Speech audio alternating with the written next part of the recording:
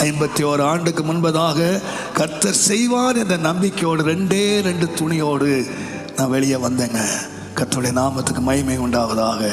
இன்றைக்கு கர்த்தர் என்னை கொண்டு வந்திருந்த நிலைமையை நான் பார்க்கும்போது கர்த்தர் எனக்கு தரிசனம் தரலங்க.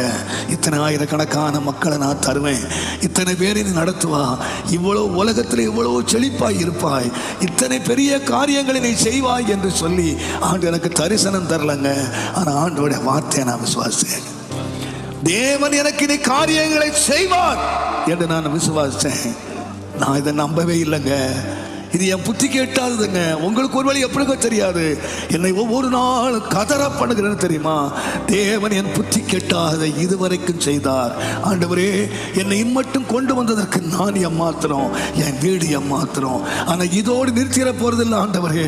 என் வீட்டை குறித்து வெகு தூரத்து காலத்து செய்தியை தேவன் எனக்காக வைத்திருக்கிறார். நான் எதையுமே நான் காணலைங்க, நான் எதையுமே தரிசிக்கலைங்க.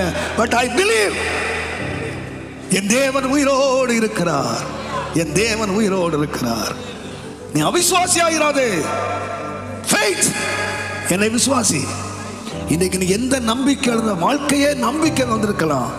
நம்பிக்கையின் தேவன் உனக்கு முன்னாக நின்று கொண்டிருக்கிறார். தேவன் யார் முன்னாலே வந்தார் தெரியுமா? நான் இயேசுவின் நாமத்திலே தாழ்மையாய் சொல்லுவேன்.